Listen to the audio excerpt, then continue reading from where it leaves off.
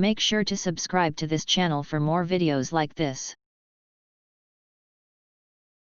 Joins us here along with Paul Feinbaum. And so, Heather, let's go to that from the Big 12 yesterday. What can you tell us about this decision, and what does it mean? Well, Big 12 Commissioner Bob Bowlesby has been telling me for weeks that he expects disruptions to this season because of the coronavirus pandemic. And this scheduling model, they hope, will provide the flexibility to adjust to any disruptions that happen. This allows them to be able to push back their conference title game to either December 12th or December 19th.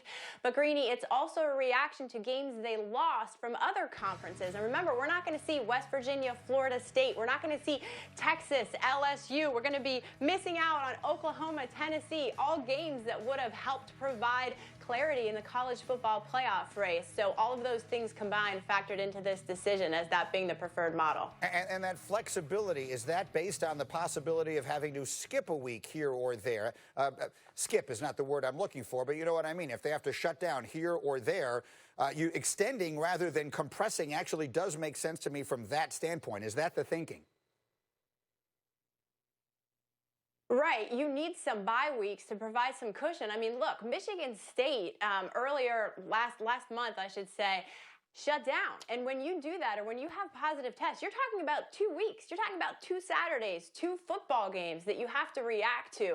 So these schedules, not just for the Big 12, but for every Power 5 conference, have to take that into consideration. You're not just missing 1 Saturday. If you're a team that's quarantined, you're going to be missing 2. So, Paul, what do you think of this? I mean, as of now, Oklahoma is still set for a potential Week 0 game. What does that look like to you? Yeah, Greeny, it's hard for me to... About their fall championships, what does that mean? Well, I think that it's possible that they punt on the decision whether or not to cancel fall sports for their 22 Division I, but I think maybe we could see an answer regarding Division II or Division III fall championships. I know that the Football Oversight Committee, their stance remains the same. They want that decision pushed back because it'll have a domino effect on every sport. What do you think, Paul? How does that look to you? Again, the idea that... Yeah, that is. It's important to keep an eye on. Heather will be covering it for us. We'll talk about it tomorrow. Guys, thank you very much. This is important stuff, and a lot of decisions could be made by the end of this day. Meanwhile, as we rack up a new hour... Yeah, that is. It's important to keep an eye on. Heather will be covering it for us. We'll talk about it tomorrow. Guys, thank you very much. This is important stuff, and a lot of decisions could be made by the end of this day. Meanwhile, as we rack up a new...